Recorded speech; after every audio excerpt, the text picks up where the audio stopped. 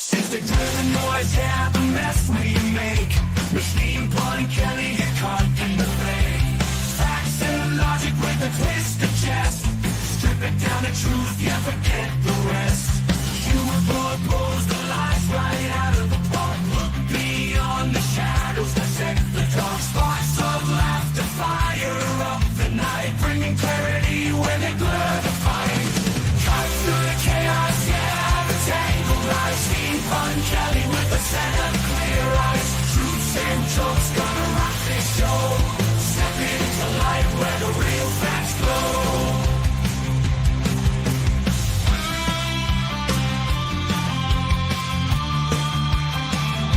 Step into light.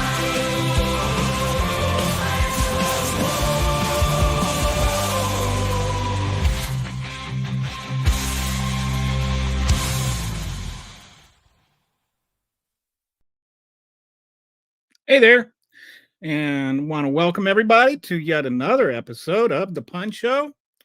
And yesterday, I spent quite a bit of time discussing fascism and what are the different aspects of fascism. And today I want to continue that. But believe it or not,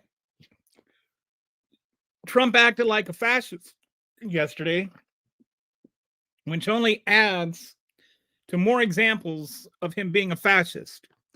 And actually, I would say he geared up the fascism to a level that is actually frightening. There were a few things that happened. One, he signed an executive order that basically says Antifa and anybody who supports it is a terrorist. Second, Pete Kegsbreath summoned the entire admiral and general contingency of the U.S. military to an in-person meeting. And third, he indicted, and I say he because it was him, and he indicted James Comey. Now, let's go through these in order and explain why I think these are fascists. First of all, I think basically saying if you oppose fascism, you're a terrorist is something a fascist would do. You know, I do not see people that are against fascism saying being against fascism is a terrorist. And you'll be like, some people will be like, oh, what about people that beat people with baseball bats at a, rally? And it's like, that's a crime. And I don't agree with it. I don't agree with violence. I don't agree with it when the right does it. I don't agree with the left does it. But making that person representative of everybody that disagrees with Trump is fascism.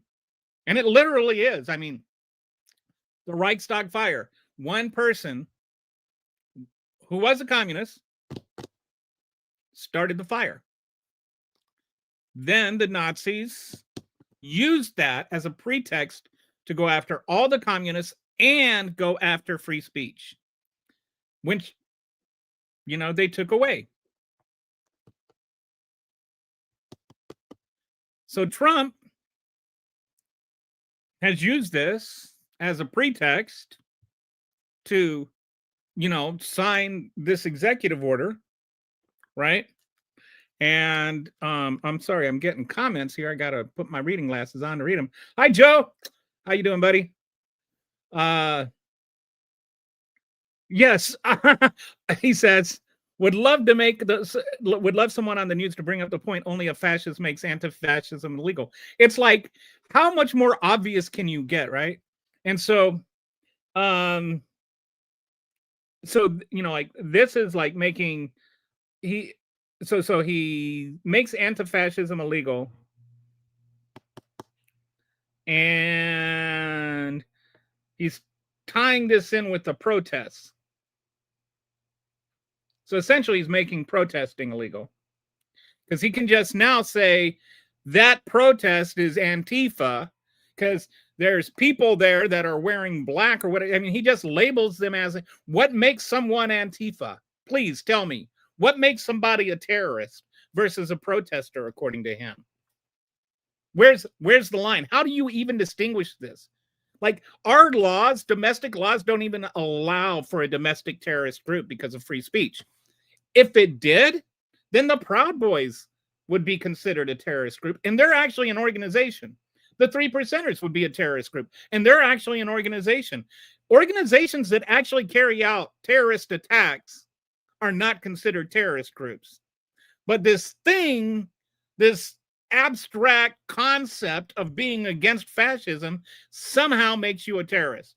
And it's not just if you are Antifa and, like they say, oh, well, if they identify as Antifa. But what does that mean? If I'm against fascism, does that make me a terrorist? I've never done a violent thing. Well, I'm sorry. I did get in a fist fight when I was in 7th grade. And I lost. But, that's it. Like, if I have somebody that has Antifa in their bio as a guest on my show like I have, does that make me a supporter of terrorism? Even though that person has never done anything violent? And is probably even more of a fascist or a pacifist than I am. I mean, he'll like call me out on using the word evil. He's like, that's too strong a word to use. Probably the most peaceful person I know identifies as Antifa. But somehow he's a terrorist because he disagrees with Trump. So explain to me, what is Antifa? Like, how do you know if somebody's Antifa? How do you prove you're not Antifa? I mean, you can do 6 degrees of separation. So Joe says, did you hear that Congress passed new local DC laws to make noise disruption protests in DC require a bond to be released from police custody? I did not hear that. What a joke. What a joke.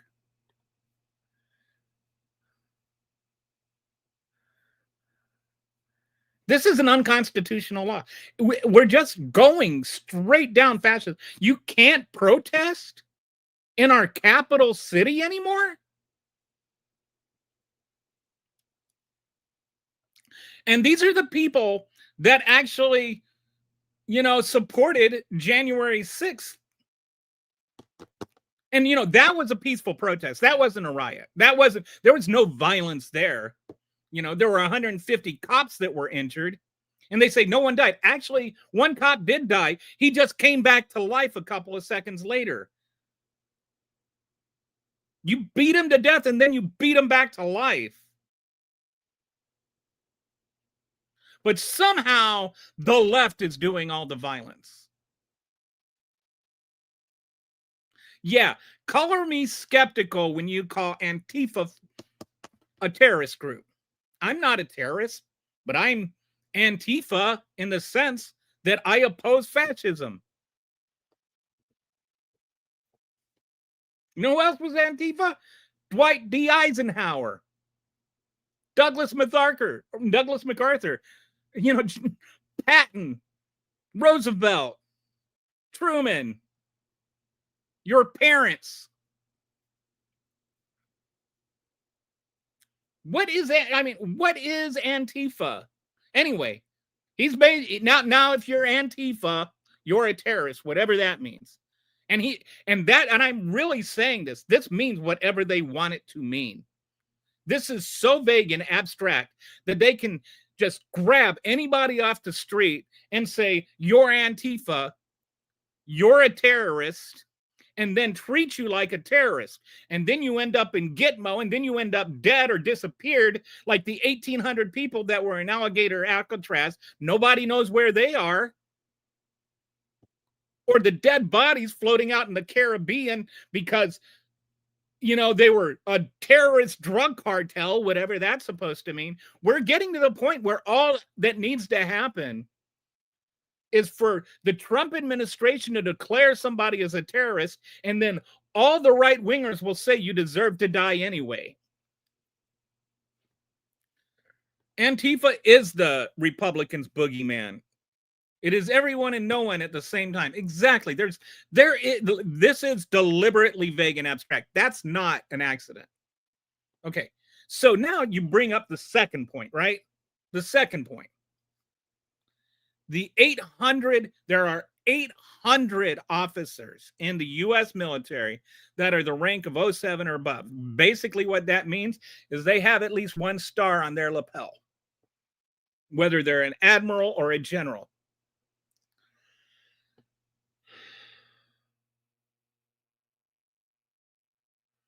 In the history of the country, this has never happened. Nothing even remotely close to this has ever happened, to where all the generals and admirals in the U.S. military were summoned together to come together for one meeting in one room like this. Never happened. This is a new thing.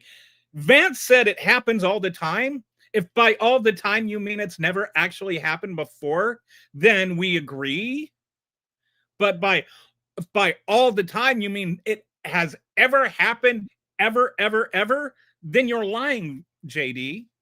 Please tell me the date that this has happened before. Tell me one time it has happened before, JD. Why are you lying? You're the vice president of the United States. You should not be lying. You should not just be outright lying. And that is an outright lie. I get so tired of people saying things like, well, he might have misspoken or he overstated and all of that kind of stuff. No, he lied through his teeth. That is a lie. When you knowingly say something untrue to mislead people into believing something that is untrue, that's called a lie. There's no other word for it. There's no shorter word. There's no better word. It's a lie. It's not a fabrication. It's not an exaggeration. It's a lie. So JD Vance lied. And, if you've been in the military, you probably will identify with what I'm, going to say next. If you haven't been in the military, you may not know this. But not even every base, and some bases, if it's like a small base or a small Air Force station or something like that, you might not, like I was in the Air Force for 4 years and served in two places. Served in Lackland and I served in San Vito. So in San Vito, we had a brigadier general as our commander, and in when I was in San Antonio, I was at Wilford Hall, and a major, or actually, he was a major general when I got there. He was a lieutenant general when I left. Got promoted while I was there. So major general's 2 stars. Lieutenant general is 3 stars, and then general, like the rank general, is 4 stars. There aren't any 5-star generals right now. Haven't been in a while. So anyway, there's basically, I think, on Lackland, I'm not sure about the what we call the training side of the base. There was like 2 sides of the base. It had 2 major operations. Wilford Hall was the largest Air Force hospital, and Lackland was the training base. And I think that was probably led by a general too. But it's not, like most bases don't have more than 1 general. And the only reason there is because there were 2 different command structures, and they were, both in their own command. But I cannot recall in either place, even like a in-person meeting of just generals in that command. When I was in use, I don't remember any general meetings where all the USAFE generals, U.S. Air Force in Europe, like I don't even remember just them coming together for a meeting, like all the generals from all the bases in Europe, even in the Air Force, just in the Air Force. There's been a few times where a few generals have come together in person. There's been like 2 times, and both of those were like, one was reaction to 9/11. Like the Joint Chiefs of Staff and a couple of other generals got together in person, and then like something to do with like right before the Iraq War, and both of those were called by Rumsfeld. And then there was a video conference with many of the generals and admirals regarding COVID, but not an in-person meeting where everybody had to leave. And I've just been thinking, and I cannot think of a single reason other than one, why this would happen. Like, why do you need everyone to come together? Why do you need all the generals and admirals to come together? We didn't do it for 9/11. Like, there's no national emergency right now. Like, they may want, like, I think that what they're doing is using like the assassination of Charlie Kirk and these the attack on the ICE building as a pretext of, you know, like the violence from the left, and you know how it's a national security threat and all that, you know, the hyperbolic nonsense that they've been rattling on about, and make Antifa a terrorist group.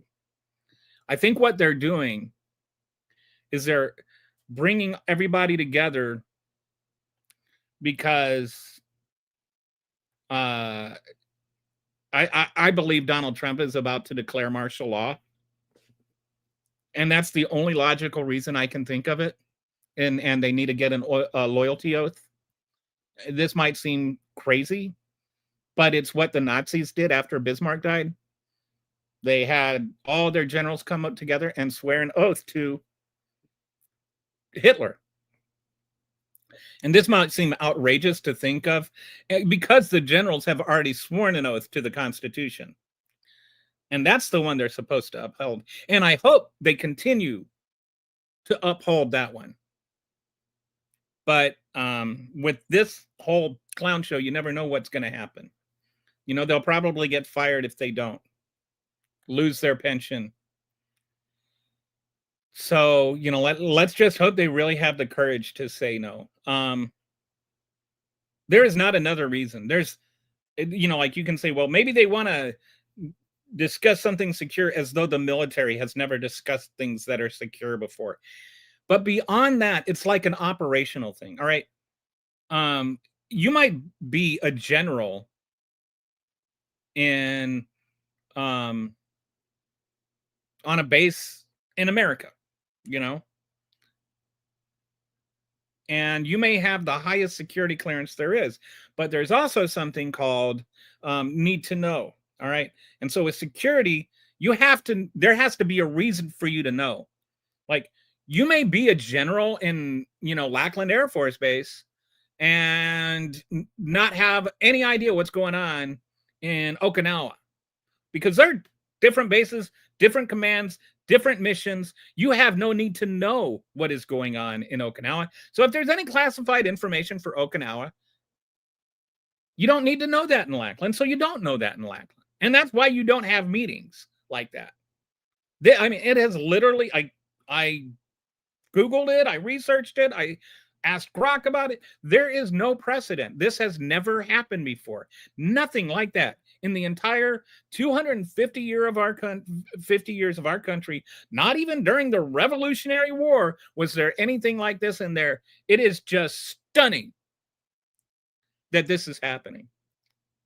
And it's happening at the same time Trump is saying Antifa is illegal and Antifa is a terrorist organization.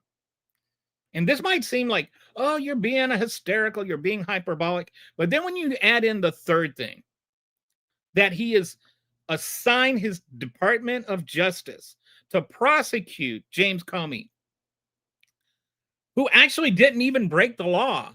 Even in their indictment, they say that he said something and they have quotation marks around it. And he didn't say the words they're quoting him as saying. And their only evidence is that Christopher Wray contradicted that testimony. There is a 0% chance that this man gets convicted, because any reasonable person would look at that and find more than a little bit of reasonable doubt. There is so much doubt that they had to fire the previous prosecutor for not bringing charges and then go out and get an insurance lawyer to bring them. And I'm not exaggerating.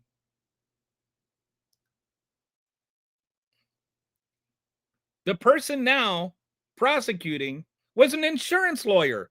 She's not even a prosecute. She's prosecuted 3 cases in her entire life. The person they fired prosecuted over 600. So, yeah, they had to go out and find a yes man. And to find a yes man to actually do it, they had to find somebody that unqualified to bring these charges. And one of the charges, the indictment didn't even stick. They said no. And the other indictment was based on a lie in the indictment. And you've got the president of the United States saying to prosecute him. So there's no way this thing sticks. There's no way this actually happens. But here's the thing. Will it matter? Yeah, I think that the lawyer should lose her license. Like that, and they're definitely saying that they're going to have to rewrite or reword the indictment. Yeah, this it's like this actually it's like Elaine Haba, the new prosecutor was like a former Miss America or something. You know, Donald Trump does not choose based on merit. He chooses based on curves. Like he just thinks that pretty women somehow, you know, like he looks at women as whether or not he wants to have sex with them. That's all. So anyway, you've got these 3 things together, right? You've got 1, anti-fascism is illegal. 2, all these, like this unprecedented summoning of the entire military leadership together. And 3, Donald Trump vociferously telling his Department of Justice to prosecute his political enemies. So why would it be unreasonable to look at all of that and think that he is going to declare martial law? And it's not like he didn't try to do it before.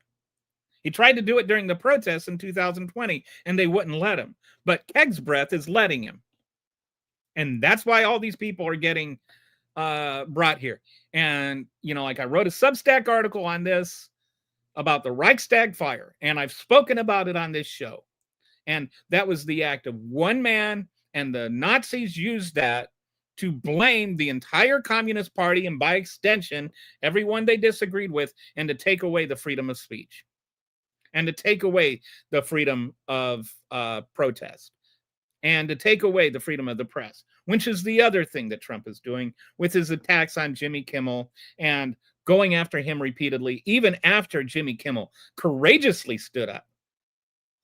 And, you know, ABC got a lot of flack, and rightfully so, for settling with Stephanopoulos. They got a lot of flack, and rightly so, for suspending Kimmel in the first place, but they deserve credit now.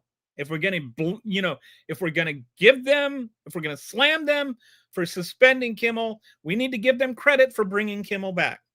And I haven't heard enough of that, but I'm glad they found their balls. They had to reach deep to find them, but they found them.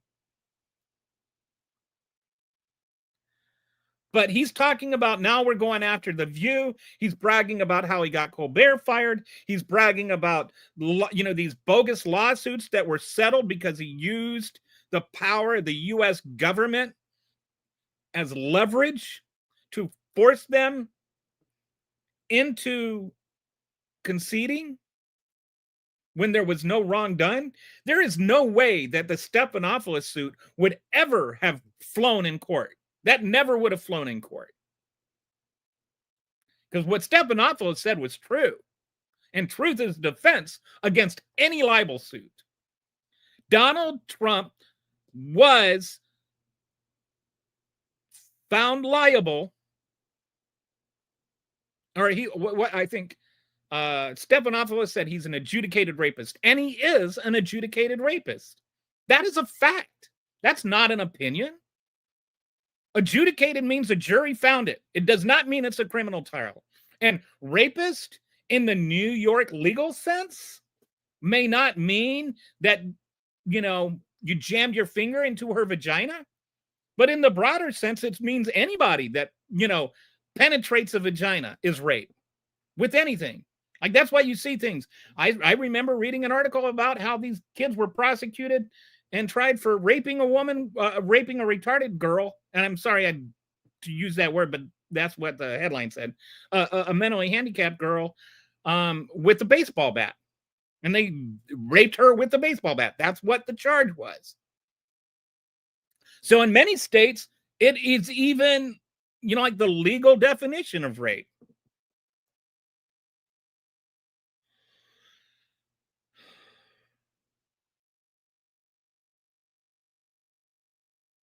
So Stephanopoulos did nothing wrong, but Donald Trump managed to extort money from ABC to, so they could cement their merger. He fired Colbert so that they could complete their merger. He threatens them to lose more money if they don't give him money. And he uses his power as president to do that. That's not just silencing those people, but it's silencing everybody. If the major networks cow to him, what are the smaller ones going to do? And by the way, I mean, most of them are owned by Trump supporters and the papers. So this idea that, oh, it's a liberal media or whatever is ridiculous. But anyway, he's using Kirk's assassination to take away free speech, free protest, and freedom of the press. How is he not a fascist? How is that not fascist? He's following the Reichstag fire playbook. And the next step is martial law.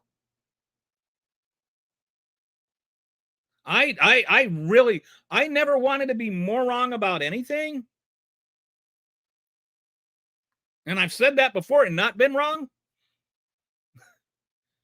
But I really hope I'm wrong, but I really would not be shocked if he declared martial law sometime in the next couple of weeks, or, in a response to the next No Kings parade or No Kings protest. He's already, floated. He's already sent the U.S. military into Los Angeles. He sent the U.S. military into D.C. He's talking about sending the U.S. military into Chicago, into Baltimore, into Memphis, and he's just talking about the national tour is just getting started. And these are all, of course, minority cities, meaning their people of color are in the majority. Like the scary black people live there.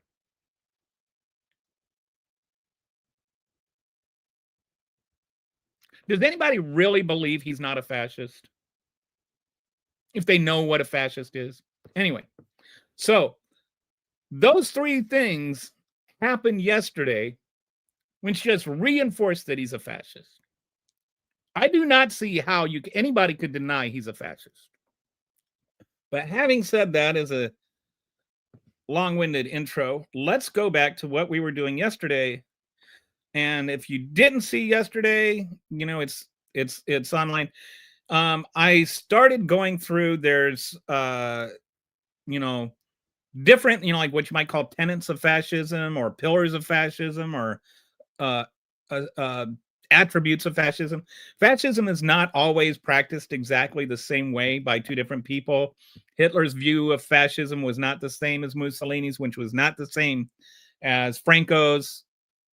But they're all fascist. There are certain things that fascist governments have in common. And so yesterday I started going through the list, and today I'm going to finish going through the list of what these things are. And I am not just, reading them off and offhandedly coming up with a couple of examples. I'm showing there is significant evidence that he does each of these. When I call him a fascist, I am not just saying fascist. He is a fascist. Yeah, and yesterday was 2 hours. I gave 2 hours of dense facts yesterday showing he was a fascist. I mean, I'm not just talking off the cuff here. I'm not just saying things to be saying things. He is a fascist. That's not a hysterical statement. That's a reasoned research statement. And that's why I'm doing this. He is a fascist. All right. So today, what I want to do, yesterday, it was like there was so much detail, I just ran out of time. So today, I want to finish up and going through how he is a fascist. When people ask me, well, why is he a fascist? Do you even know what fascism is? And so I made a video and made it my pinned tweet on Twitter. You know, it was only 10 minutes of showing exactly how he's a fascist, but somehow that wasn't enough. So now I'm doing these videos, right?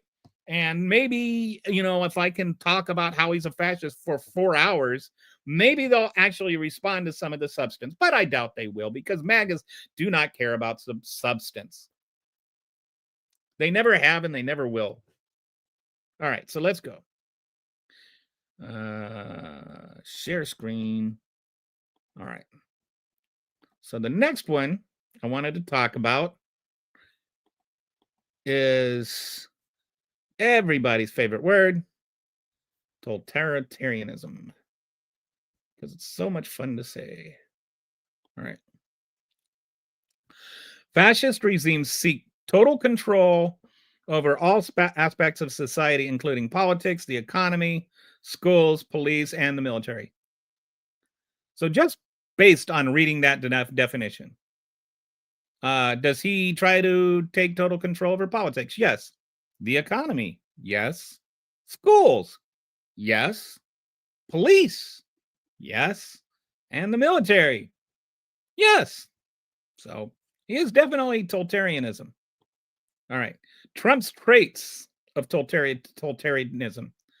Totalitarianism extends authoritarianism by seeking near. Oh, this. So, by the way, the other thing, I used Grok for this research, not because I think Grok is the best thing to use, but because I think that Grok being owned by Elon and being an objective AI will help deflect from, oh, you just cherry pick things or, you know, whatever.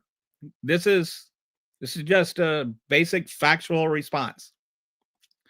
Totalitarianism extends authoritarianism by seeking near total control over society, economy, culture, and private life, often through ideology, propaganda, surveillance, and suppression of all dissent. While Trump hasn't achieved a fully totalitarian state, his actions and rhetoric, particularly in the second term, show intent to expand executive dominance in these areas, aligning with traits from scholars like Hannah Arendt and Umberto Eco. And these are two of the top scholars when it comes to the idea of fascism. Below are examples categorized with 2025 updates, drawing from his first term, January 6th, and recent moves. These build on patterns like the Green Bay sweep coup attempted and corporatism discussed earlier. For those that are not familiar, the Green Bay sweep and January 6th go together. But like people will say January 6th was not an insurrection. And by itself, you could kind of squint at it and look at it funny and say, well, maybe it wasn't. But the people that were responsible for planning January 6th planned it before January 6th in conjunction with people that were Trump's top advisors.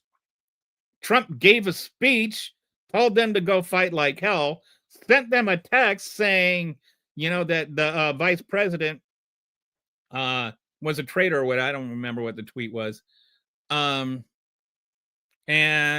you know, they acted as his weapon. People were like, oh, they didn't have any weapons, which they did, by the way. They had plenty of weapons, including guns. But that the fact is, they were Trump's weapon. They didn't need weapons. They were the weapon. So Green Bay's sweep was part of the larger plan that was going to be on January 6th. Let's go ahead and keep the vote from happening, because the Constitution says that that vote has to be on January 6th. So then if it didn't happen on January 6th, they could declare, oh, there's a constitutional crisis. What does the Constitution have to say? Then they were going to use misuse the 16th Amendment and then say, okay, we have to use this to decide who the real electorates are, which is why all these states sent in fake electors. This was all part of the Green Bay sweep. And the riots were just an aspect of the larger plan. But the larger plan and the goal of the larger plan was to overturn the actual results of the election based on a lie that Donald Trump told, that the election was stolen. All right. So totalitarian. That's a tough word to say. Totalitarianism. It's a tongue twister. Say totalitarianism 10 times fast. Okay. Cult of personality and ideological indoctrination. Totalitarians demand personal loyalty and impose a singular worldview, often through rallies and education reforms. Does that sound more than a little bit familiar?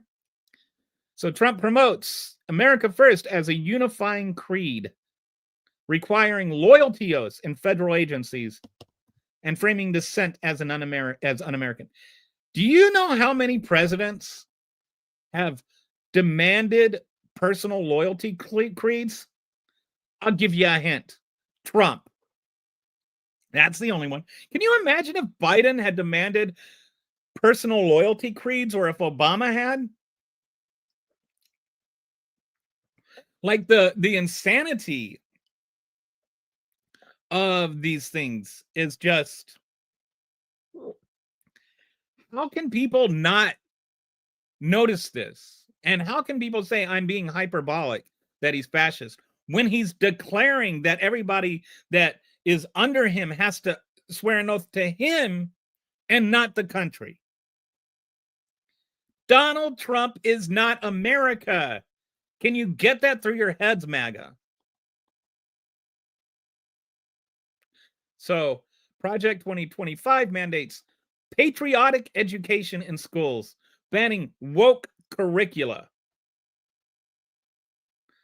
Rallies enforce chants like fight like hell. So, we covered this thing about woke yesterday, which is just basically meaning anything I don't agree with nowadays. That's how they use it. And patriotic means anything they do agree with. You notice both of these words are utterly meaningless. Like, they're so vague, they don't mean anything. Why are they patriotic for supporting Trump, but I'm not patriotic for supporting Biden? What does patriotic mean to them? It means agreeing with Trump. It does not mean agreeing with America. If they were patriotic, then Trump would be having people swear oaths to the country, not to him. They confuse patriotism with sycophantism. And they're a bunch of sycophants. And I like to call it their delusion of what Trump is. Have you ever noticed, like, they always have to make these pictures where he's like this, like ripped guy, and he's like a lot less ugly than he is. And I'm not saying I'm not ugly. I'll admit it. But, I don't have people drawing pictures of me to make me look better than I am, and thinner than I am, and more muscular than I am, and a war hero. And even though I served in the military, I'm not a war hero. I never even served in combat, never even saw combat, would have never seen combat because that was medical records.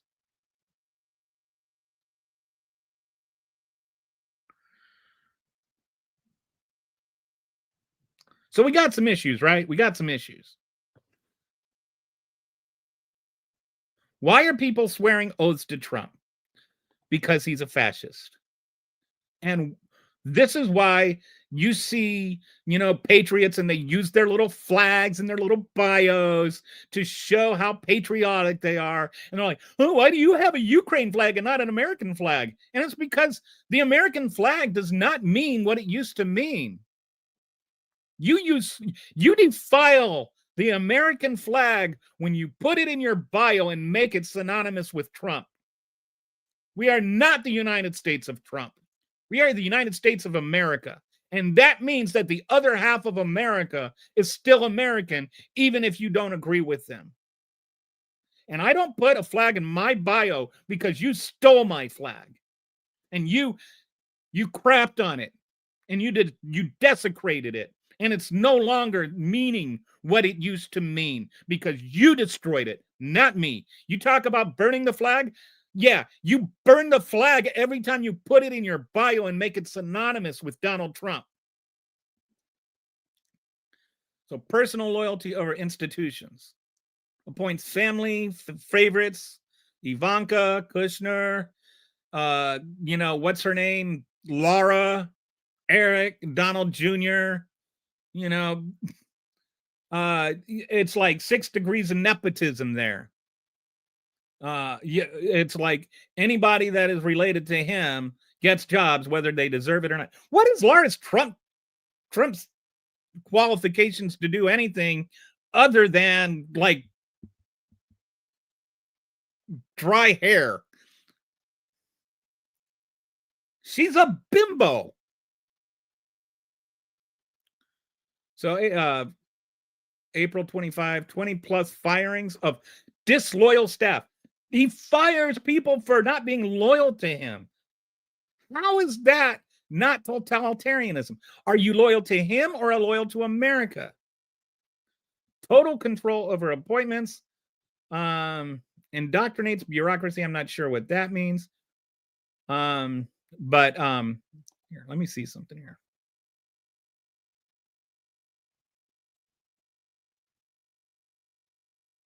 Anyway. So propaganda and media control. We talked a little bit about this earlier, but attacks media as enemies, threatening license and defunding public outlets. He defunded NPR and he defunded PBS under the false accusation that they were being partisan. If you look at any objective analysis of news media, both those are considered to be the most objective, unbiased media outlets in the country. That's just a fact, and there's nothing unbiased about it, or nothing biased about it at all. But they stripped the licensing and defunded them. Well, they threatened their licenses and then defunded them under this pretext that they are biased, even though they are not. Like, people act like just because Donald Trump said something, it's true or deserves, like weight. It doesn't. If Donald Trump said the sky was blue, I would run outside and look to see what the hell happened to the sky, because it stopped being blue the moment he said it was. August 2025, FCC probes into MSNBC. So why is the FCC probing MSNBC?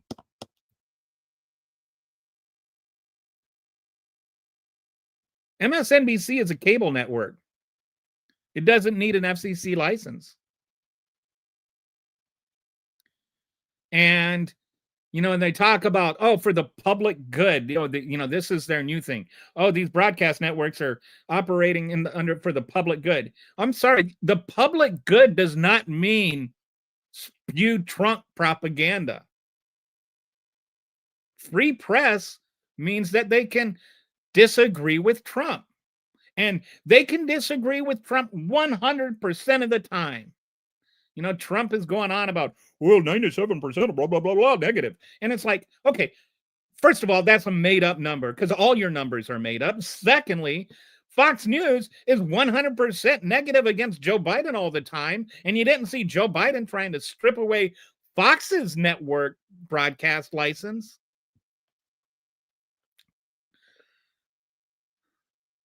He calls truth propaganda, and he calls propaganda truth.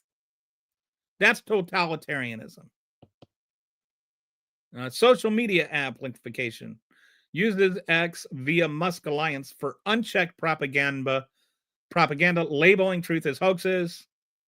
Anybody, yeah, I mean, this isn't even Musk. Grok called Musk the worst violator of disinformation on Twitter or on X. September 2025, and this is, by the way, Grok saying this right here. September 2025, X boosts Stop the Steal 2.0 narratives. I don't even know what that is. What is being stolen now? Doge merges government with private tech for info control. And yeah, so they just bought TikTok. And so now that's under government control or under Trump's control through his minions. So, MAGA owns now Facebook, Twitter, Instagram, TikTok. I don't think they don't own Google yet. So I think YouTube is still safe. But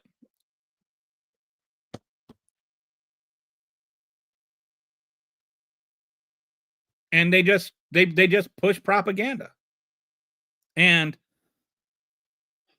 they bury truth. And this is, this was a proven fact during the election. The Trump or the Musk was burying liberal posts. And I know this for a fact. My impressions per month went from about 50 million to about 5 million in like 3 weeks. So what happened? What changed? I was like, I don't know what's going on, but then later on I saw these. Well, I wasn't the only one. I had talked to some other people that felt the same way. And, he is shadow banning liberal accounts. And he is boosting accounts like what is that? The wacko women, the mothers, whatever, that are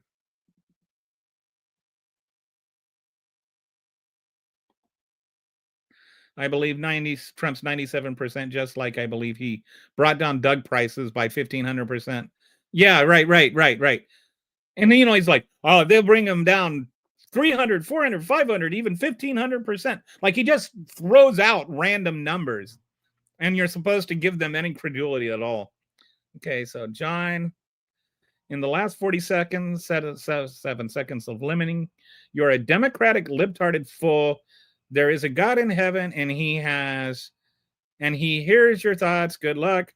So I guess I'm going to burn in hell because I don't agree with MAGA.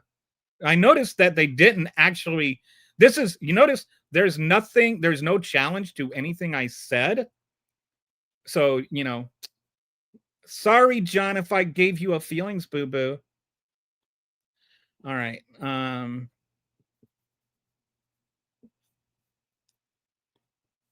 So suppression of dissent and police state elements. Okay, totalitarianism uses terror and surveillance to eliminate opposition. DOJ is a weapon, prosecutes critics without crimes, e.g. Comey, Bolton for perjury. He's talking about, he tried to go after Letitia James. He's trying to go after some other people. And there's 50 probes. And this has a chilling effect on whistleblowers. So it's not just the person they're going after. That's really important to know. If they go after Comey, they can go after you. He always would say, oh, if they're coming after me, they can come after you. The difference is he committed crimes. He is going after Comey and Bolton on made-up charges, on fabricated charges. They literally lied in the indictment for what the charges were. Letitia James, they can't find any laws she broke. Lisa Cook, they tried firing her for lying on her mortgage application, and it turns out she didn't lie on her mortgage application. They lied about her, and they fired her anyway. Because he needs total control over the government. He wants control over the Fed, which is an independent agency. He wants to be able to tell the Fed when they can lower and raise rates. This is unprecedented. This is fascism. Let's stop not calling it what it is. It is fascism. He pushes for monitoring radical left via expanded FBI ICE powers. Like he's literally making ICE his own little private army, his own Gestapo. People get mad if you call ICE Gestapo. Well, there's a reason. Because it's getting harder and harder to tell the difference. The biggest difference I can find right now is Gestapo weren't such pussies that they had to wear masks. So now Antifa, as I was saying, is labeled terrorists. Social media monitoring for disloyalty. Did you know that? They're literally monitoring social media to see if you're disloyal. And then going to put on a Antifa list or something. Like, how is that not fascism? So totalitarians direct all life aspects towards regime goals. Merges state with loyal businesses. So, like, yeah, if you agree with Trump, then you get business. And if you don't agree with Trump, then you don't get government business. And if you say something bad about Trump, then I'll destroy your company. But if you say something good about Trump, then I'll give you this multi-billion-dollar contract. So $10 billion contracts to allies. And, oh, let's not forget about his suppressing unions. Like even the federal government union, he just pissed all over that. So workers don't have rights. Businesses don't have rights. States don't have rights. The press doesn't have rights. You don't have the right to speech. You don't have the right to press. You don't have the right to organize and protest. How is this not fascism? I hope I'm making my point. This is not just a couple of one-off things or loose examples that are, this is the core of what he is. This is his presidency. This is his entire presidency. He's not sitting there trying to fix the economy. What has he done for inflation other than make it worse? What has he even tried to do for inflation? You talk about the big, beautiful bill, which all it's going to do, and coupled with his mass deportations, all right now, for instance, if you live in Texas, like I do, and where it's a majority red state and people aren't paying attention, did you know that Texas has more private farms than any state in the country? I would have thought California. And but actually, California's are more, they're like the irrigation is a lot better, so they're more efficient farms. But Texas has like 250,000 farms, and 91% of them are privately owned. The next biggest state is Iowa, which has 69,000 farms. I'm sorry, 80,000 farms. California has 60,000, and it's fourth. All right. So Texas has nearly 4 times as many private farms as any other state in the country. And these idiots voted for Trump. And what Trump is doing is, like these reimbursements that he's so happy about, all of those are going to corporate farms. And the visa that you need to get if you want to work on a farm legally as an immigrant is an H-2A visa. And the H-2A visas, in order to get one, the employer first has to run an ad for 30 days for somebody to, for the job and show that nobody is able to get it. Then he has to pay for the application process. Then he has to pay for the certificate. And then he has to pay for the to advertise in different countries, like for people to come, like to get the job. Then he needs to pay for transportation to come here. Then he needs to pay for their lodging while they're here. So all in all, the average farmer, to get for every worker that's on an H-2A visa, it ends up costing the average farmer about $7,000 more than if they were to just hire somebody that's undocumented. Now, if you're on a large corporate farm, you can have barracks set up. That kills, like that really mitigates the per person cost. And like things like the advertisements. If you're hiring 100 people, it takes as much advertising as if you're hiring 10.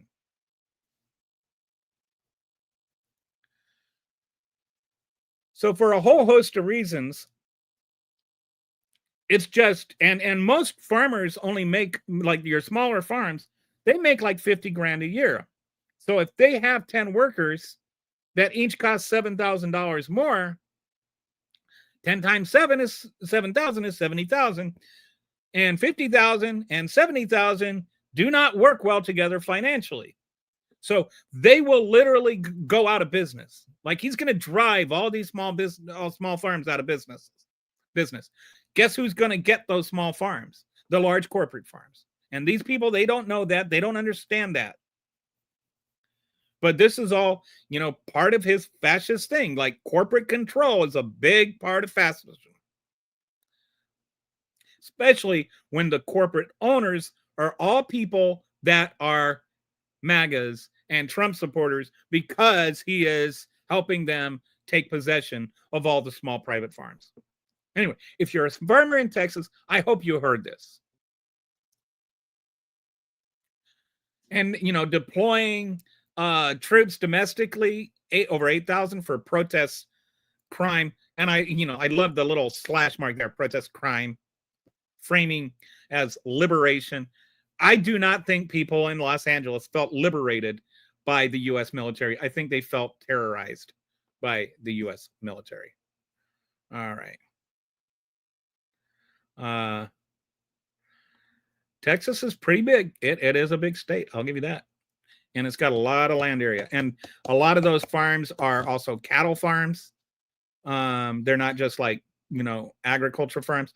And then that's another thing is a lot of the reimbursements for tariffs are for like certain crops. Other, and you have to, like, if you have a massive wheat farm, you'll get reimbursed. But if you have a small farm that grows multiple crops, you won't get reimbursed. So a lot of small farms are really going to go out of business. When that was previously the thing I said I never wanted to be more wrong about anything, but it's already coming to pass. Okay, weaponizing the DOJ against political rivals. We've already talked about some of this, but not all of it. Probes, and let's not forget that he tried to launch an investigation into Joe Biden and Hunter Biden, his first term. He tried to force Zelensky into doing one. So this is not new. And he was actually impeached for it before. And all the Republicans said, oh, no, there's nothing wrong with this. And there is. It's fascist. He's just better at fascism the second time around. He was still a fascist the first time around. People are like, oh, you've been calling us a fascist for 10 years. And it's like, well, you've been being a fascist for 10 years. It's not wrong to call somebody a fascist if they're a fascist. And it's not wrong to call fire in a movie theater if there is a fire in the movie theater. There is something wrong with not calling fire in a movie theater if there is a fire in the movie theater. And there's something wrong with not calling a fascist if they are a fascist, because fascist is more dangerous than fire. Or fascism is more dangerous than fire. So we can't just ignore it because we might give somebody a feelings boo-boo if we call them a fascist just because they literally are the textbook definition of a fascist. And which I've been showing they are. Donald Trump is a textbook fascist. And I challenge people, go ahead, tell me how he's not one. Tell me where he's different. And if all you can come up with is he hasn't killed 6 million Jews yet, then I say evaluate your bar. Because Mussolini didn't kill 6 million Jews. Franco didn't kill 6 million Jews. We have a history of fascists who did not kill 6 million Jews. Killing 6 million Jews is not what makes you a fascist. It's everything that allowed him to get to the point where he could kill 6 million Jews that makes him a fascist. That made Hitler a fascist. And we're building up to that rapidly. You don't think they're building all those concentration camps just to house immigrants for 30 days, do you?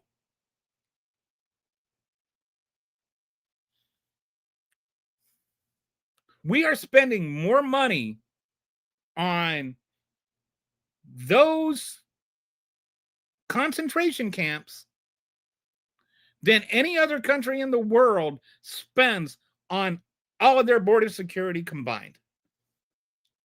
And it's not even close. In fact, we spend more money on border security than all but 10 countries in the world spend on their defense.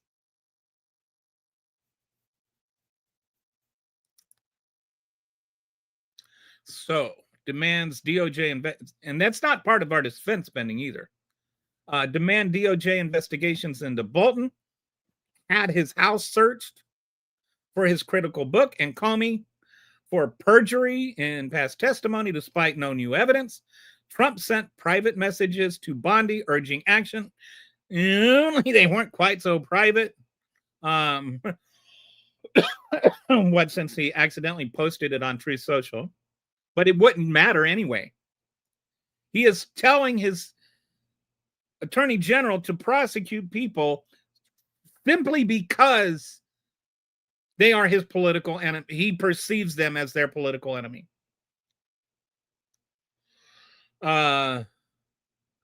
Internal GOJ resistance due to insufficient evidence. Bolton called it retaliatory nonsense, and Comey warned of political vengeance, which it is. And then MSNBC reported a chilling effect on whistleblowers. And this is something you're going to really have to watch out for. It's not just what's being said, it's what's not being said. And is it not being said because there's nothing to say, or is it not being said out of fear of retaliation? And that's why you can't have this.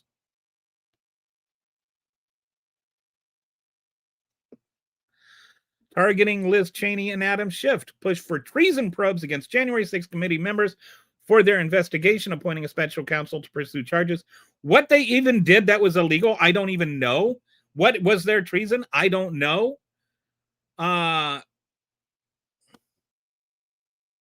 This is also, it's like a First Amendment thing. It says no charges yet.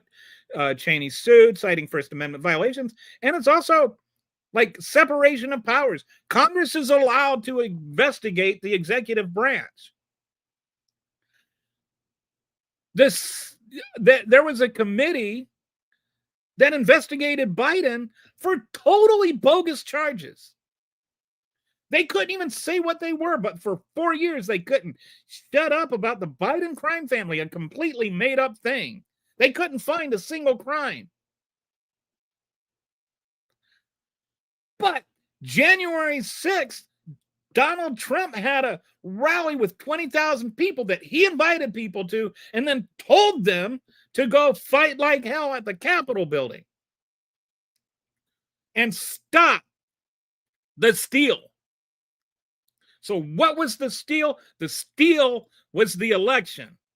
And what did he want them to do? He wanted them to stop it. So how is that not an attempt to overturn the results of the election? Even just by stop the steal, that's exactly what it was. So Liz Cheney and Adam Schiff and the January 6th committee was not doing anything illegal. They were just investigating him for breaking the law. Now he wants to investigate them for enforcing it.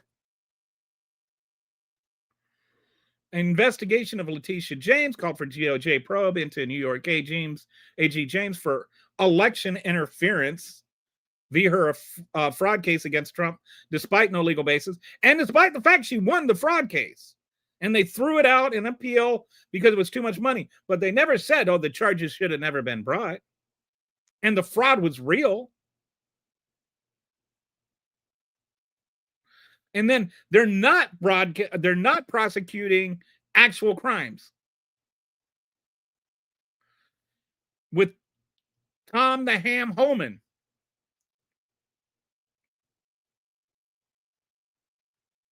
who literally looks like his mom was a can of ham and his dad was a can of Spam. And I didn't know they could crossbreed, but I guess they can. And that's how Tom Homan came into being. But he is on camera taking $50,000 in cash in exchange for promising to give contracts if he were given the position he's given now. That's not illegal, according to Trump and according to Homan and according to Trump's DOJ. But somehow just doing your job is. That's all Letitia James did, is her job. Okay, pressure on Virginia Governor Glenn Youngkin indirectly threatens probes into Youngkin and other GOP moderates for disloyalty, signalizing inter-party suppression. So it's like, it's not even just, oh, the Democrats. And by the way, can we stop acting like being Democrat means you're not allowed to have a voice in things? Like oh, well, that was a Democrat appointed judge. Okay, so it was a judge legally appointed, legally approved by the Senate. You don't get to just discount them because they're Democrats. They're just as valid as any judge Trump has declared, nominated, and approved. Probably often, and most of the time, they were a hell of a lot more qualified because Trump has inserted some judges that maybe shouldn't have been inserted. Intimidation of media and free speech. All right, let me come back here and just check. Okay. Yes. All fascists are totalitarianism, but not all totalitarianisms are fascist. This is true. But to be fair, this is not the totality of my argument, no pun intended, despite the name. This is just one of a number of boxes that I'm checking off, Bree. And as I was saying earlier, like I spent 2 hours yesterday covering all the different, some of the aspects of fascism, and today I'm covering the rest of them. So there are more than one, it's more than just being a totalitarian, but totalitarianism is one of the boxes that is being ticked, and that just happens to be the one I'm discussing right now. So I forgot his name, but a man on Fox News said that the escalator that stopped working when Trump and Melania went on it, as well as the teleprompter glitch at the UN, was an insurrection, a literal insurrection. Can somebody please explain what the fuck? But January 6th was not. And it turns out, see, this is one of those things where I think it's funny that Trump was accidentally right, because he said that whoever was in charge of that was stupid. And it turns out that the person who stopped the escalator was his own cameraman, and the person that was in charge of the teleprompter was his own staffer. So he was literally the person that he was calling stupid. So that's one of those rare times that Trump accidentally said something right. The person in charge was stupid. He was the one accusing the person of being stupid. Okay, so Joe, you hear about the Senate batch confirmations? Yeah, the Senate where basically just discarded all rules, and now they're just you know voting all the unqualified judges in at the same time. Like that's the kind of like. Can you imagine Mitch McConnell's reaction if they had done that under Biden? Can you imagine the amount of protesting that would have gone on? It would be like the most angry monkeys in the world throwing crap around the cage at each other. It would have been horrible. Like it would have smelled worse than Donald Trump's car. But here we are, just jamming down as many fascist judges as we can as fast as we can.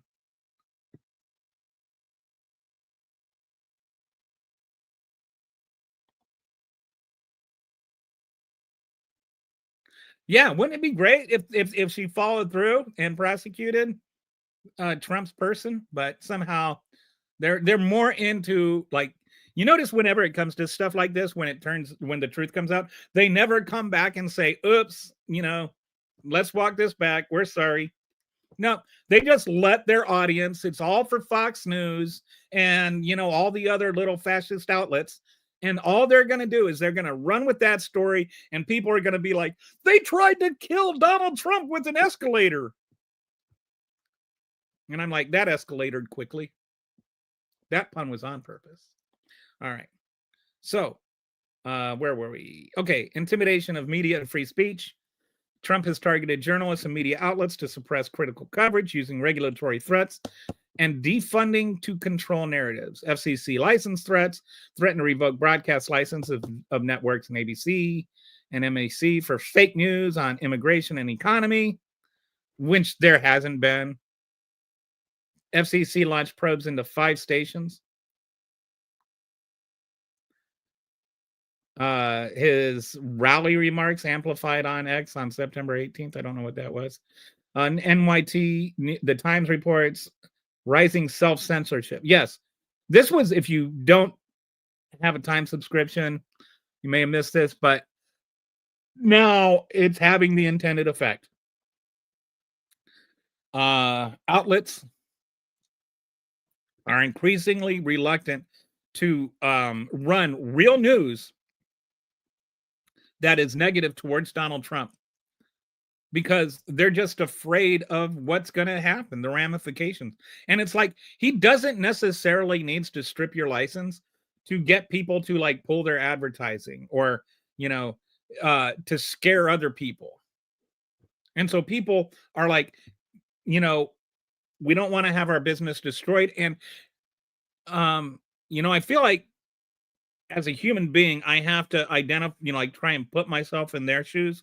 And so it's like, you've got this kind of thing happening, but you also have hundreds of people that work for you, and they're going to lose their jobs if you fight this battle.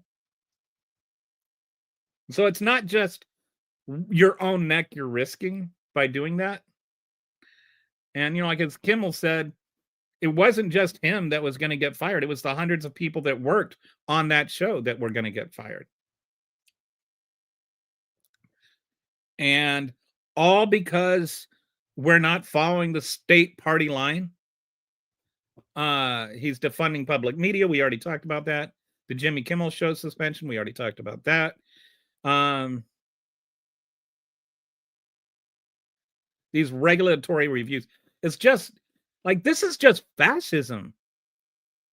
It's just absolutely totalitarian. He is trying to regulate what you can watch on TV, what news is able to be broadcast on TV, printed in the paper. Trump has used federal agencies to suppress NGOs, which aren't even political. Activists and other dissenting voices, often labeling them as threats. He directed ICE to detain protest leaders and NGO figures opposing mass deportation policies, labeling them as domestic terrorists. You can oppose mass deportation without being a terrorist. A terrorist is somebody that plans terrorist attacks on the public in order to get your message, your viewpoint. You know, like an example of a terrorist attack would be like if somebody were to say have a huge rally at the Capitol building or at the in DC, and then send thousands of people to the Capitol building and say fight like hell and tell them to take our country back and stop the steal. And they go and they beat the crap out of 150 police officers and ransack the Capitol building and wipe their crap all over the walls. And, you know, that would be an act of terrorism. Saying mass deportations are going to hurt the country and hurt people is not terrorism. That's just people having a conscience.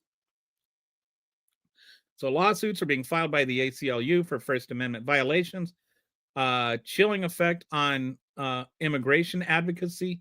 And it's like, that's the thing, is not everybody has all that money to fight back, to get the lawyers. And so a lot of it is just, how many people have the ability to fight the federal government? It's not that easy. And you look at what happened with Kilmer Abrego Garcia, where they dishonestly deported him. And then there was a bunch of news. And so they finally brought him back. And then they tried to prosecute him. And the charges were so ridiculous that they were never going to succeed. So now they're going to try to deport him to Uganda.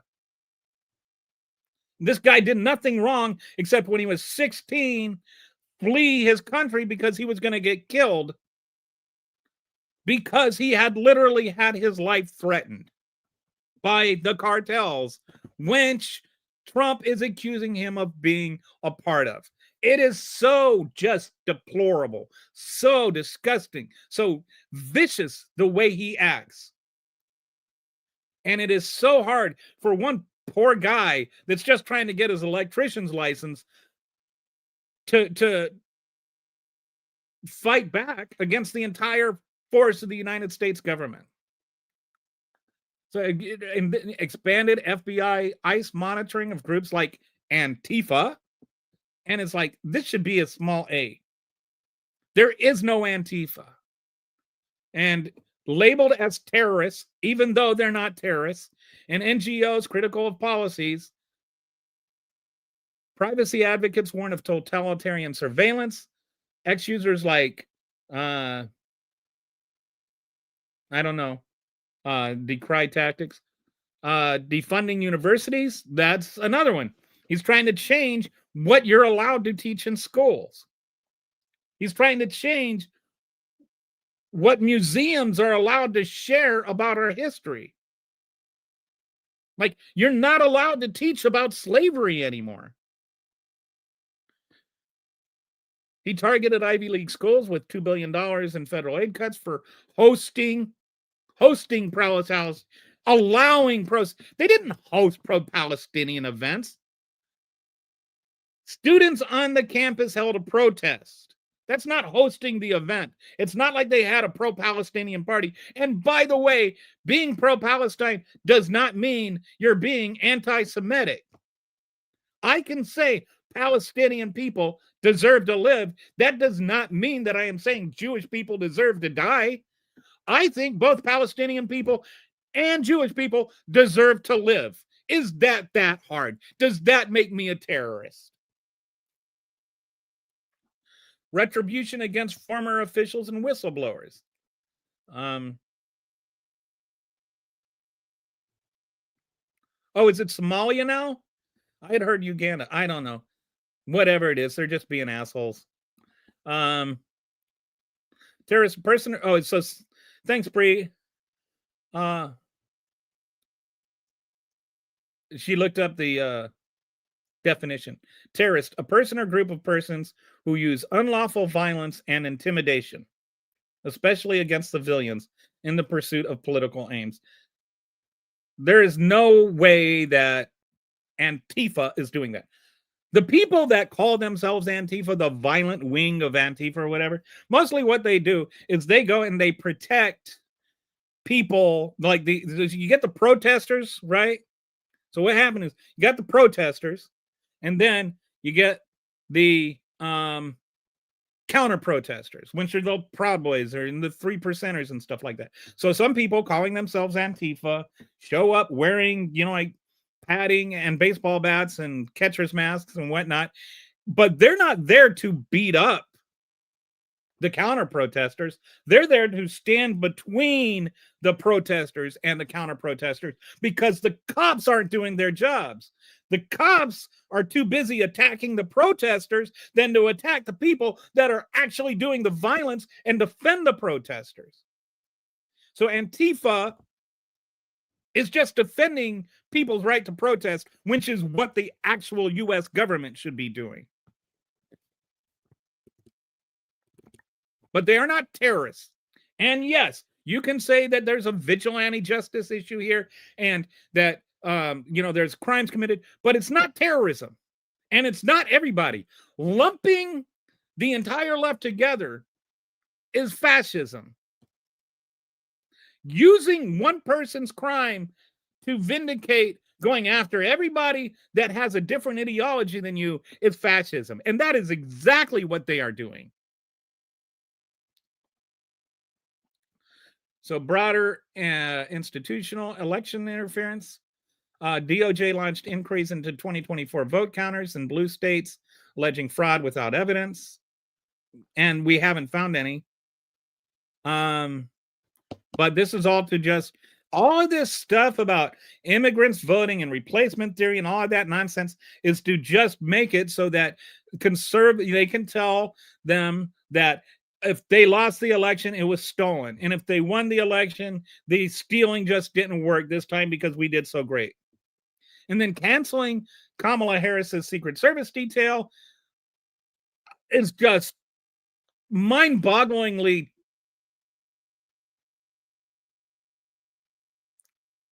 just insane. They're putting her life at stake because she had the audacity to run against Donald Trump for president. So that's totalitarianism. All right. So then I believe I still have. Okay. So we did that one yesterday. Scapegoating total.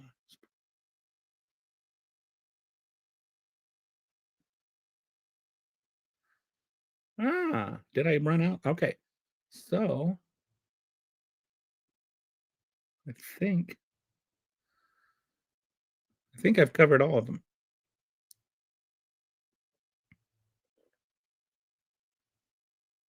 So I'm just looking at my notes here. I think, let me just run back up here. I think there was. And I think, with some of these, I think there's some overlap where they kind of.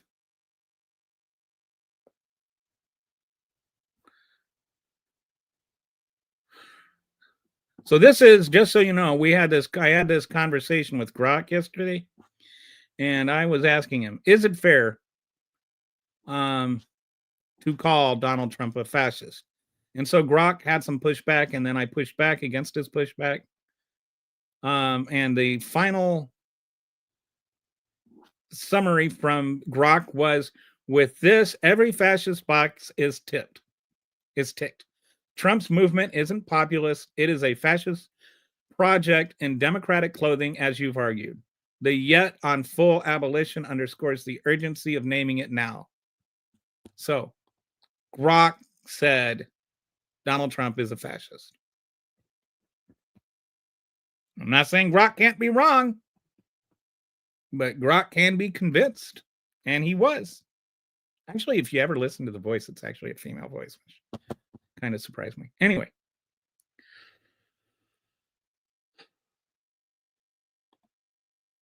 So, got a few minutes left.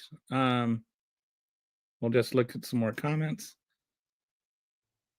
Totalitarianism, fascist regime seek total control over all aspects of society, including, yeah. So, wait, did I? Oh, I see what's going on. That was. The cops are too busy attacking the media. Yes, there is a freedom index or freedom of press index, which we used to be like back in the old days when Obama was president. We're like one of the best in the world. Now we're actually falling way down. We're not even like above average anymore. Our freedom of the press index is tanked. And that was before 2025. Let me see if I can find that.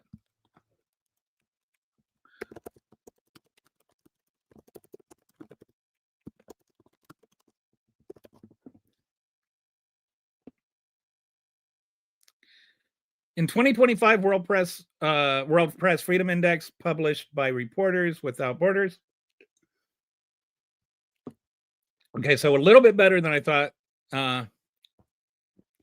We're 57 out of 180.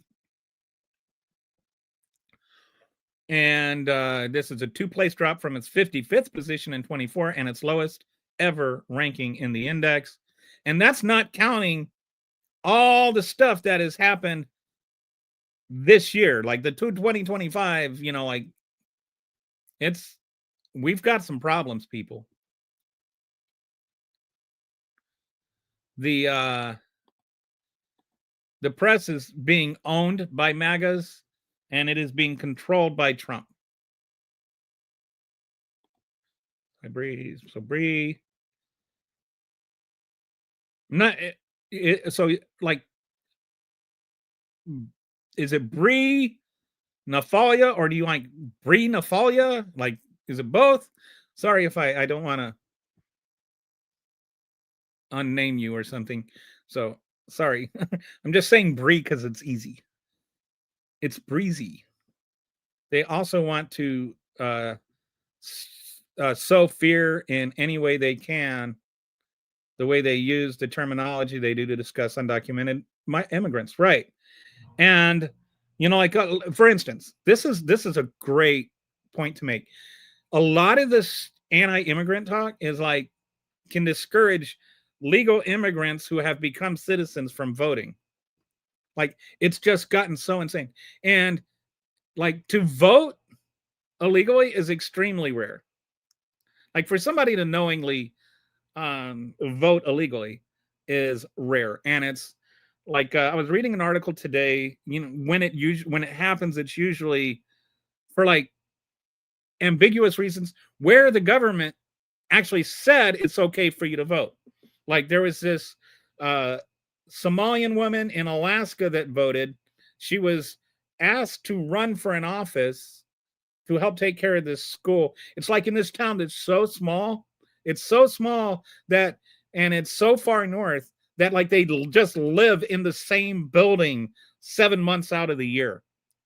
And like don't leave. Everybody just lives in this building. And they call it a one roof town. Like everything is there, like all the shopping stuff. Guess they don't have to drive very much. But anyway, if you're like American Samoan and you're from some, like American Samoa, then you can vote there, but you're in this kind of weird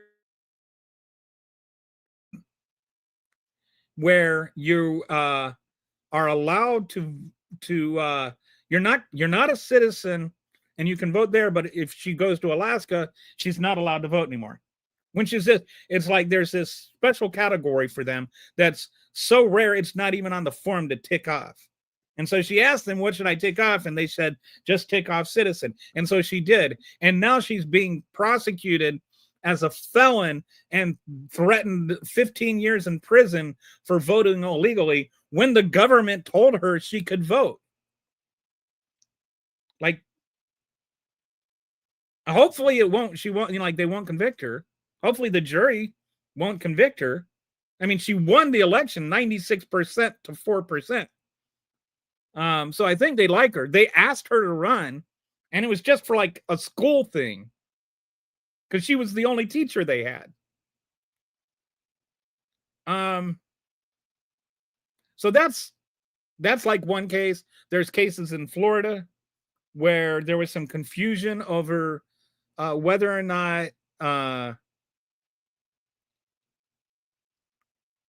convicted felons could vote. There was like a resolution that was passed a few years ago that felons could vote, and then Ron DeSantis, aka Pinocchio, want to be a real boy, decided that you have to pay off all your legal fees or all your fines and everything first before you're allowed to vote. And so there was some confusion over that, where some people were allowed to register and voted illegally without knowing they were voting illegally and being told by the government that they could vote and that it would be legal for them to vote. Something similar happened in Texas, where the government told people that they weren't allowed to vote, or they were allowed to vote, and then told them that they weren't after they did, and prosecuted them for doing what the government said they could do. So hopefully in all of these cases, which, by the way, notice they're all red states, not blue states. But this is their, examples of people that are voting illegally and stealing elections and stuff. And it's just like 10 people here or 20 people there. There's like less than 100 people since 1970. And this is the I want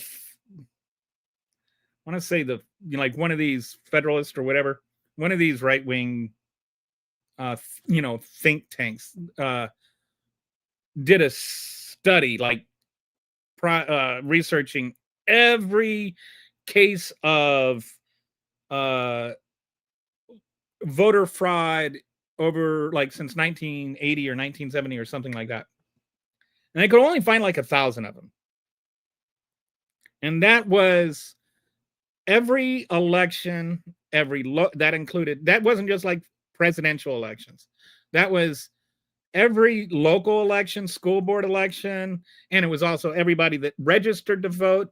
It was over, so like out of like literal billions of votes, they could only find 1,000. And so people need to realize voter fraud is extremely rare, because it is extremely stupid.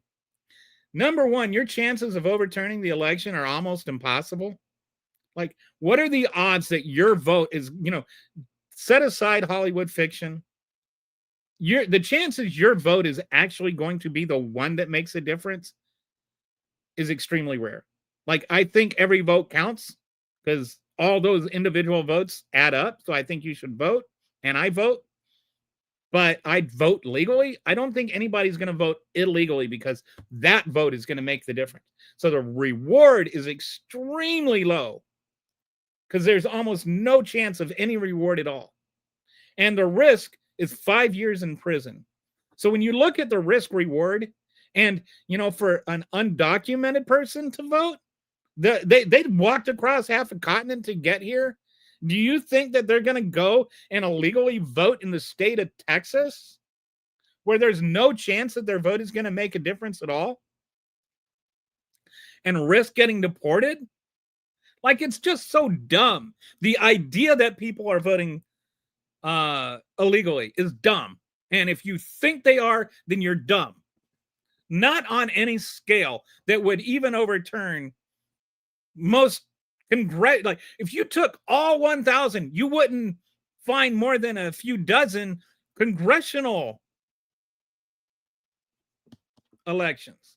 If you packed them all together and gave them to Florida in the year 20 or the year 2000, then maybe you could say, well, that would have flipped the election for Gore. But of course, you're assuming that all 1,000 were all for Democrats. And if you go back and you look at, most of the time, the people that are voting illegal are actually voting for Republicans. Like, there were a few cases in 2020 where they found them, and it was like, oh, I voted for my dead MAGA husband or my dead MAGA wife, and she would have wanted it, and blah, blah, blah. We can take care of that. So yeah, you're right. They're just doing this. The idea is to scare off anybody that is black or brown or yellow or whatever from voting. It's so they can win the elect. They are not letting. It's not about the who votes. It's about who doesn't vote. They're trying to choose their voters, not let their voters choose them. Okay, and then Bree, I'm sick of people thinking Spanish speaking people are all illegal. Yes, when we have Puerto Rico, which is part of the US, my uncle Hans is a felon and he can vote and he has an AR-15. Yes, different places have different local law, state laws, and other guns. He's a staunch Republican and felon. He was a drug trafficker and human trafficker. Wow, sounds like a great guy. No offense. At least he got caught, right? And now he's out. He served his time and he's out, and hopefully he's not doing that stuff anymore. And you're in North Carolina. I have family in the Raleigh Durham area. But yeah, Donald Trump literally did not know Puerto Rico was actually like a territory, and like Puerto Ricans were American citizens. And one of the reasons, and this is actually, I didn't even like the idea that now ICE can just go up and arrest you for being brown and speaking Spanish because that's reasonable suspicion that you're an illegal immigrant. That's a perfect example of fascism. There was a pretty serious case of ballot stuffing in the bridge. Yeah, there's been like the more serious ones. They're like in these like really, and those aren't like in-person voter fraud. These are cases where like candidates, like get ballots and stuff their own ballot boxes, which I distinguish between that and in-person voter fraud. That's like somebody trying to like literally steal the election by stuffing the ballot box. I'm talking about people that are just like, they go to the ballot and pretend they're an American citizen and then vote. But you're right about that. There's been a few cases like that, and those go both ways. Democrats have done it and Republicans have done it. And at least, they get caught. I haven't voted in a while and keep an eye on my record. No one has ever voted as me that wasn't me. Also, how would they know who hasn't voted to be able to vote in someone else's place? Yes, this is an argument I actually have made quite a few times. Like to steal somebody's identity or to steal their ballot, like you have to know where they live. You have to know that they're not going to vote. Then you have to get like some kind of fake ID. Even in Chicago, and like I don't know where they're at with the voter ID laws, but when I lived in Chicago, there was no voter ID law. You didn't even need to have your driver's license, but you did need to show, one, your voter registration card, and two, you had to bring a piece of mail to show where your address is.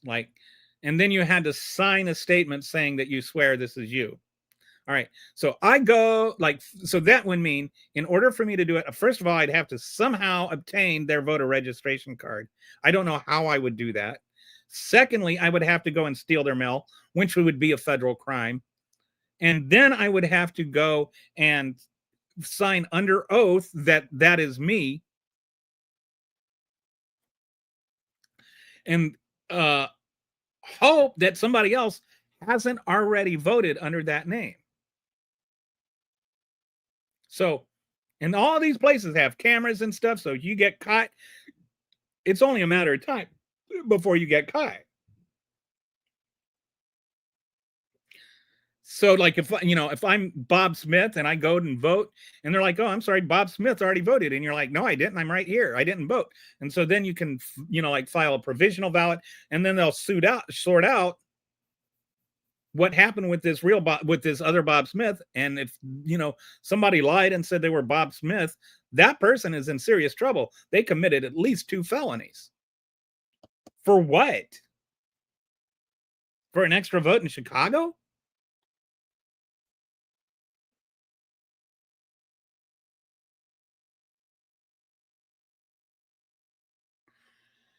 Yeah, there was a lot of shady crap that went on with the with the Florida election that was more from the state. Like one thing that was like a lot of people don't know this. You know how they remember the butterfly ballots and the hanging chads and all of that. Um, they actually had a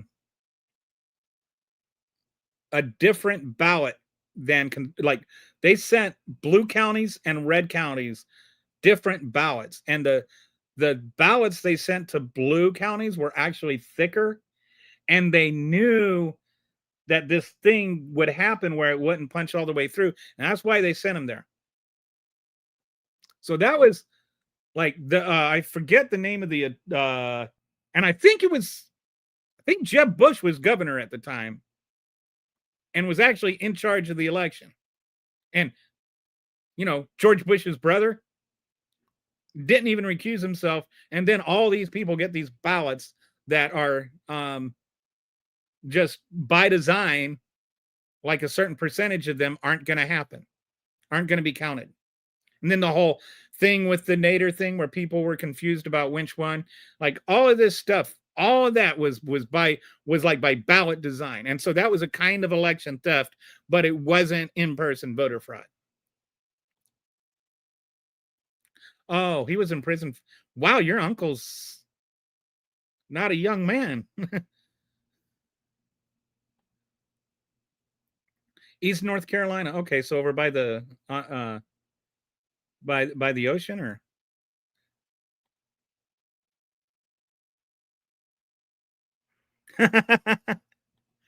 so okay. Every time I voted, I've taken a piece of mail. It had to be official, like my light bill. Yeah, it had. That was what we had. I brought a cable bill.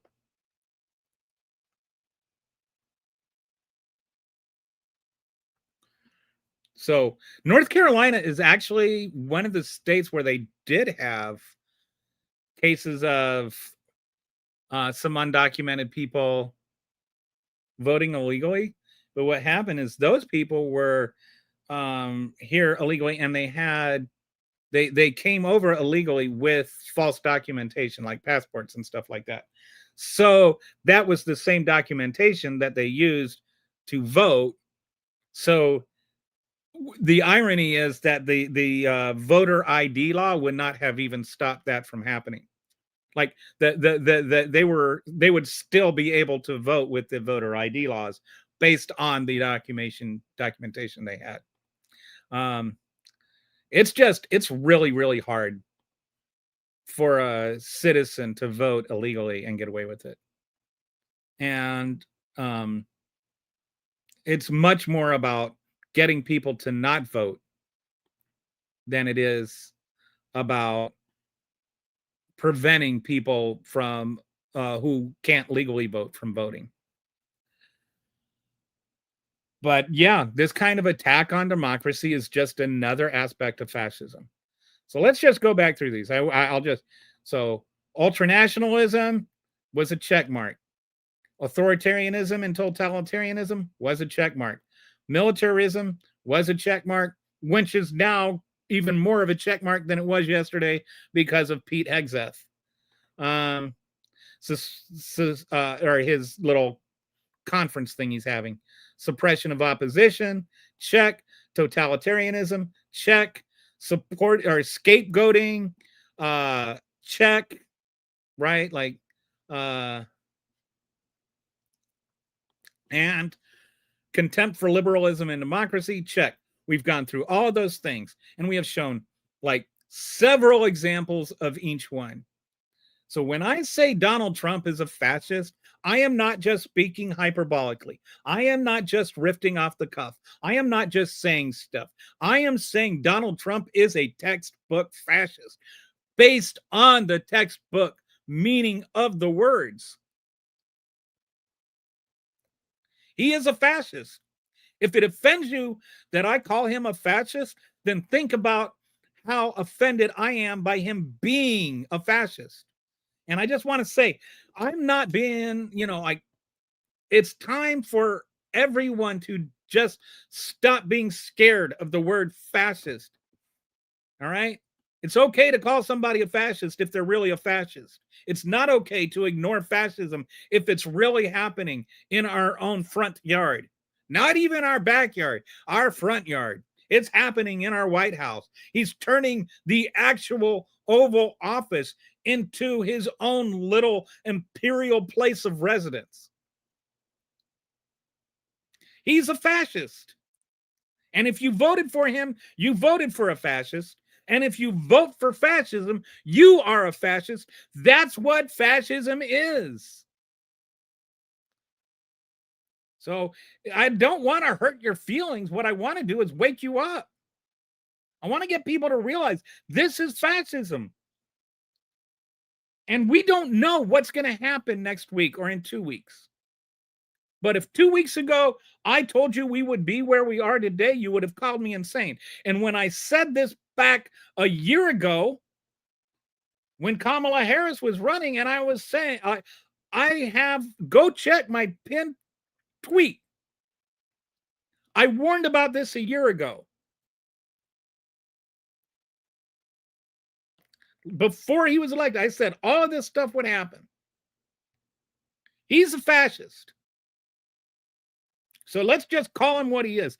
Don't be afraid of the F word, and don't let him censor you. All right. Do we have, oh, we got some more comments.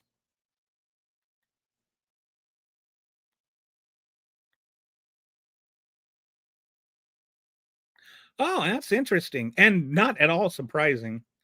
The cartel has a lot of money, and we've seen how much it costs to buy Tom Homan.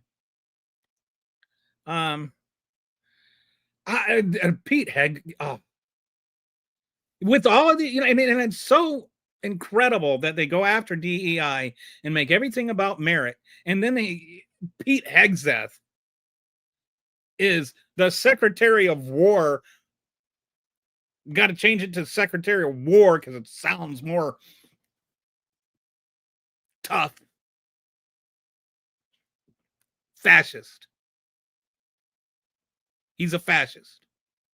Both of my parents voted Trump the first election, but quickly regretted it. My mom doesn't like him, and my dad expressed not liking him before he died. No, I'm sorry. My mom passed away before he happened, so she would have. I don't even know what.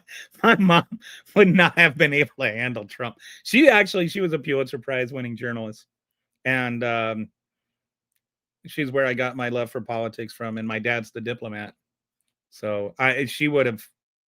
I don't know how she would have handled this, but I don't think she would have liked Trump very much at all. It's actually funny to think about. All right, guys, I appreciate you all. I do want to say a couple of things. Tomorrow, I don't typically do shows on the weekend, but I'm going to do one tomorrow because I've got a guest coming on that I've been trying to get on for a while. If you follow Christopher Webb on Twitter or Blue Sky, I think he's on both. He is a great follow. I'm having him on tomorrow, and I noticed this is, there was like all this enthusiasm about being an ally back in 2020, and it seems like all these allies have just, dissipated or whatever. And so I wanted to talk to him about all of that and get his thoughts on it. And just also this whole thing. He's a really smart man, and I can't wait to learn from him tomorrow. He's, so I'll be doing that tomorrow. I think let me see, what time did we disagree on? I think so it'll be 10 o'clock Central. It'll be a little earlier than I've been broadcasting lately, but that's because I want to be done before college football starts. All right. So, and then next week, it'll be either probably Tuesday or Wednesday at noon. There's a guy named Ben, and I've talked about him the last couple of days. He's an autistic guy that he's just, got some really smart things to say, and I wanted to talk to him about the whole, all this stuff about autism and everything. with the Tylenol. He's the one. He said, and I really loved what he said. He said, I'm not autistic because my mom took Tylenol, and I'm not autistic because my mom got me vaccinated. I'm autistic because that's the way my brain works. And that's what people like. There is autistic brains just work differently. They don't work wrongly. Okay. We don't need to fix them. We need to understand them. And I understand there are some people that are autistic, like this extreme small percentage of them that they can't function, but most autistic people can function in society. They're just, um, on the spectrum, and they're just a little different than I am. Their brain works a little bit differently. It doesn't mean it works wrongly. Actually, a lot of people find that having autistic people around actually helps solve things because their brains work differently. Because their brains work differently, they have a viewpoint that sometimes sees how to solve problems that us normal people don't see. So anyway, I'm going to have him on next week. I'm going to talk to him about like his thoughts on autism and his experience. And like there are people that bully him sometimes on social media and what that's like. And so anyway, he's a nice guy. He's from Scotland actually, but he's really into American politics. And so anyway, we're going to have him on next week. It'll be Tuesday, Wednesday. We haven't finalized the date, but and I might start having more guests on again. Now that I'm kind of been back to being a little bit consistent on this. So thanks for coming, Bree. Thanks for coming, Joe. Thanks for coming, everybody else. And thanks for your participation. It's always nice to have feedback because then I at least know somebody's listening. So all right, I appreciate you guys. Have a great weekend.